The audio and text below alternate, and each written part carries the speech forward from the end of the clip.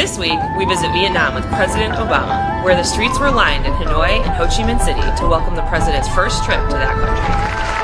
While there, he spoke to the Vietnamese people, sharing his vision for the future of the relationship between our two countries.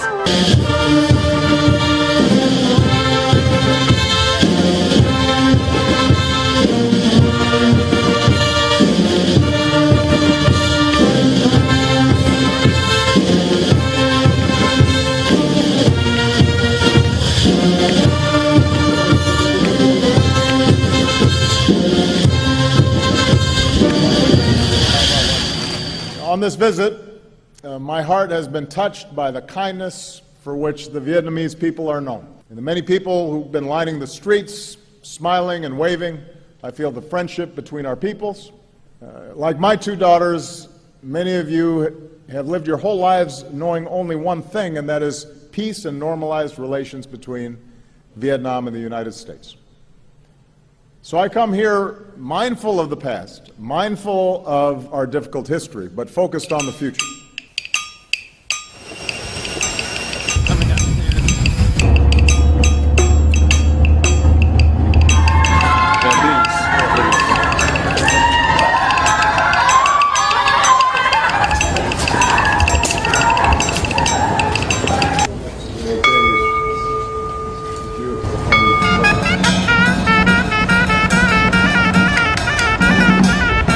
I see it everywhere I travel all around the world. I meet people, and especially young people, who are eager to strike out on their own, start something new, and shape their own destinies.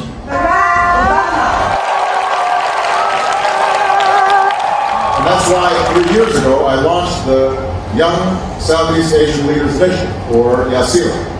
And the goal is to empower young people like you with the skills and the resources and the networks that you need to turn your ideas into action. Before I answer your question, why don't you give it a little rap? Let's see. Vietnamese or English? In Vietnamese. Mà vậy là hay cái spin cái đấy khi mà ta nhấn hai cái móc xin nó trèo cho nó bay. Pretty good. All right, everybody, I've got to go, but this has been wonderful. Thank you so much.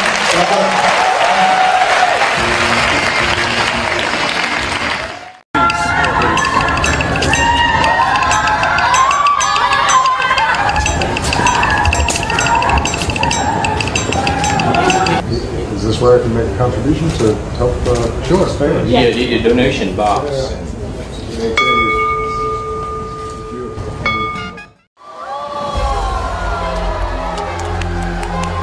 Tôi không thể quên được ngày đó là ngày 23 tháng 5 năm 2016. Mình không nghĩ là ông đến quán mình, tại vì nghĩ là người ta tổng thống chắc phải vào khách sạn chứ vào gì quán bình dân. Hôm đấy là con dâu cô là trực tiếp là người bê đồ ăn cho tổng thống, nhưng mà lên đến nơi con bị run quá, bê mà rơi cả lem ra ngoài. Một cái lem ra ngoài, tổng thống lại cầm cái lem đặt vào đĩa bình thường. Cảm xúc của mình vẫn cứ như ngày nào như là mới xong ấy.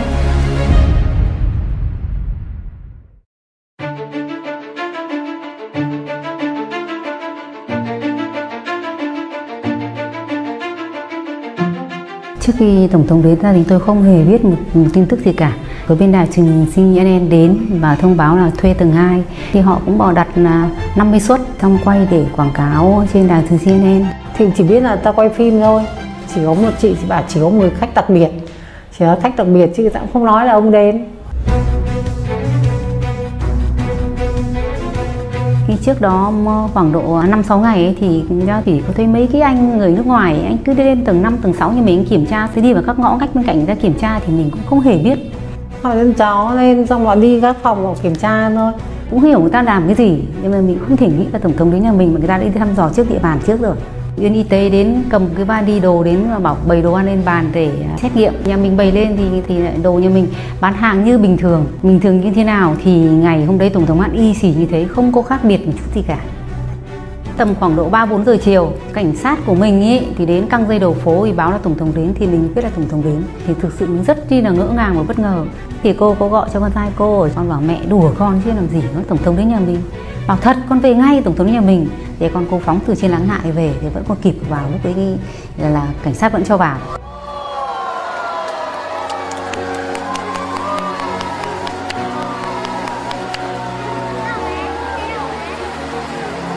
2 cái xe an ninh phải đi trước, xong xe của ông đỗ đúng cửa mình. Ông bắt đầu xuống xe cái là dân tình đã đứng quây hết cả xung quanh rồi. Đầu tiên ông vào ông thấy trẻ con, ông bắt tay trẻ con trước, xong mới quay ra ông bắt tay mọi người, bắt tay và hỏi tình hình ông có khỏe không. Cảm xúc lúc bấy giờ khó tả, không thể tả rồi. Tổng thống đi lên tầng 2 và ngồi vào bàn, người ta ngồi chọn phòng bên này nó an toàn hơn. Chính cái phòng bên kia thì thoáng thì đẹp hơn, nhưng tổng thống lại không ngồi. Thì ngoài đấy có cửa sổ, các thứ nhìn ra đường thì nó không an toàn, không nghĩ thế. Thì rất nhiều cảnh vệ đi theo tổng thống. Trong lúc nào người ta nghiêm túc mà lạnh lùng, họ quan sát, chỉ quan sát chứ họ không nói, không cười, không. Bản thân cô là chủ quán, cô chỉ đi từ trong nhà cô ra ngoài quầy, ra lại quét, vào lại quét, cứ đi ra qua vài lần là cũng phải quét liên tục như thế. Bình thường như thế nào thì ngày hôm đấy tổng thống ăn y xì như thế, không có khác biệt một chút gì cả. Vẫn cũng thịt chả, cũng nem, cũng bún, cũng rau, nhưng mà thực sự tổng thống ấy thì mình cũng cho nhiều hơn một chút, không phải gấp rưỡi rất bình thường, nhưng mà tổng ăn cũng hết. Để sang mời sang đó. Giờ trước khi vào đấy người ta bảo là im lặng để cho tổng thống đối thoại với anh đầu bếp. Thì các em ăn uống thì cứ như là một người khách. 7 người đây này, 1 này, 2 này, 3 này, 4, 5, 6, 7 người là quanh đây. Khi mà nhìn thấy tổng thống ăn cùng với mọi người thấy cũng cảm giác như là thân thiện, được mời sang đấy là rất là hạnh phúc. Lúc bấy giờ ông đi xuống thì là có người bảo là ra để cảm ơn ông ấy ấy. Ông ăn thấy thì có ngon miệng không? Thế ra tôi hỏi thì ông ở thế này. Thế xong rồi là ông vá vai mình chụp ảnh. Cảm xúc của mình lúc bấy khó tả, kiểu như là không bao giờ mình nghĩ là mình sẽ được bắt tay một tổng thống mà cho quyền lực như thế. Về con dâu nhà tôi còn bảo con về con không rửa tay được bắt tay tổng thống mà nó còn đùa đấy. Ra cửa ấy, rồi an ninh các thứ họ ngăn hết, họ không cho ra bắt tay, nhưng mà ông vẫn ra bắt tay hết cả những người dân ở ngoài đứng ngoài cửa, bắt tay hết lượt luôn. Sau khi tổng thống rời đi thì lực lượng phóng viên nhà báo đến kín nhà luôn. Mình nhớ nhất một câu một anh của phóng viên nhà báo nào đúng rõ thì phỏng vấn là thế sau này thì nhà mình có tăng giá không? Thì mình nhớ mình trả lời là mình không hề tăng giá. Đúng 4 năm rồi thì mình không hề tăng giá một đồng nào nào. Thì sau cái đấy thì lượng khách đến cũng đông, nhưng mà nhà cô thực sự không làm kịp. Bán tí nhà cô treo hết hàng, bán tí lại treo hết hàng, không làm kịp được, khách đến quá tải. Đây là những cái bát đũa mà đúng bản của Obama sử dụng, và các nọ giấm tỏi các thứ đúng cái bản luôn.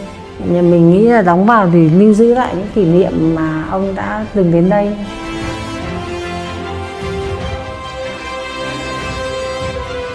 Cái sự kiện mà tổng thống đến thấy gia đình tôi thì thực sự đấy là một cái điều vinh dự rất lớn. Có khi nhớ cả đời thôi, là không thể quên được.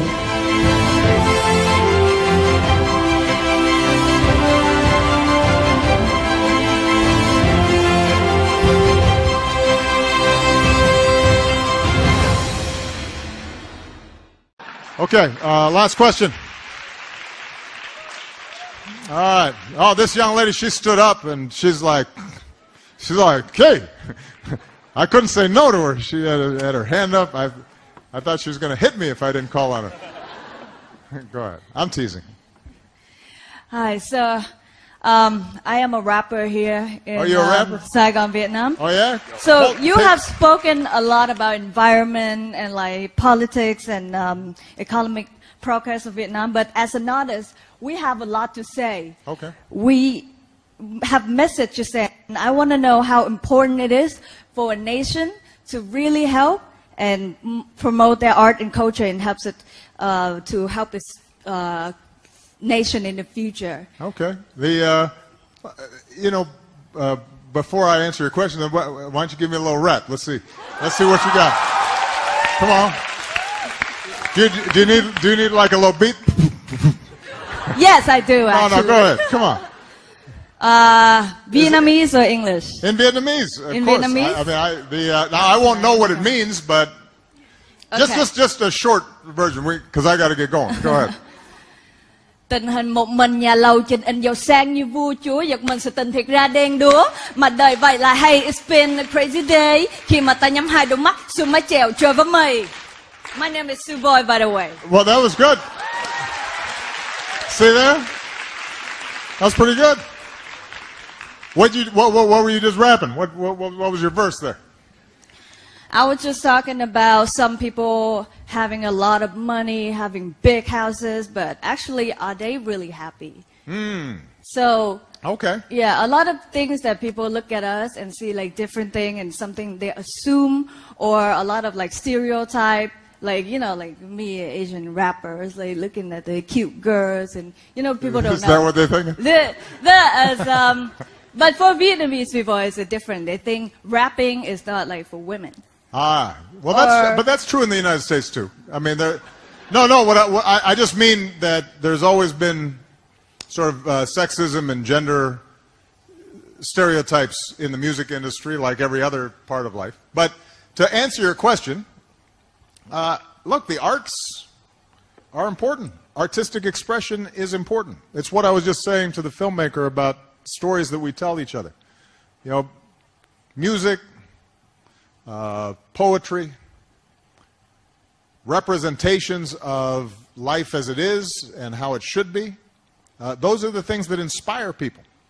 You know, life is a combination of very practical things, right? You gotta eat, you gotta work, you gotta build roads and make sure that, you know, some dam isn't ruining a community. But it's also the spirit that we have inside of us, and how is that expressed, and what are our vision and what are our ideals for the future, and how do we want to live together, and how do we treat each other. And one of the most important things about art is it teaches you to not just think about yourself, but it puts you in the head of other people.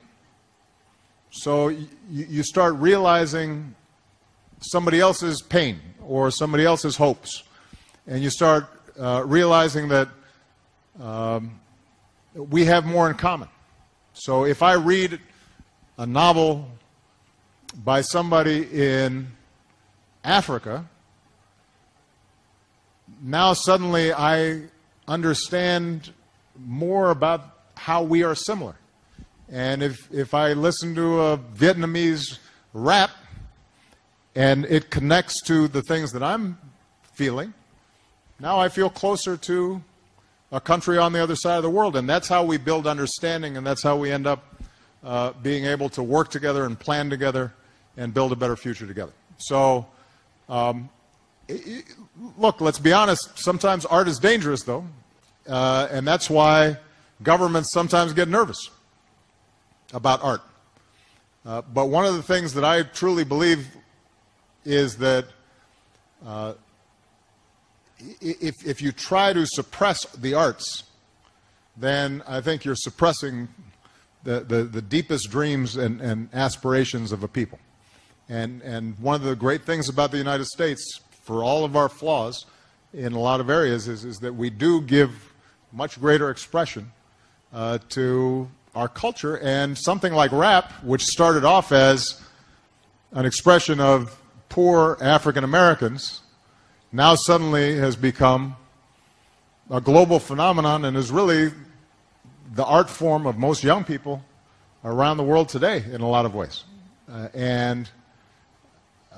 Imagine if at the time when rap was starting off that our government had said no, because some of the things you say are offensive, or some of the lyrics are rude, or you're cursing too much. Then that connection that we've seen now in hip-hop culture around the world wouldn't exist. So you got to let people express themselves. That's part of what a modern 21st century culture is all about. All right, everybody, I've got to go, but this has been wonderful. Thank you so much. God bless you. Thank you.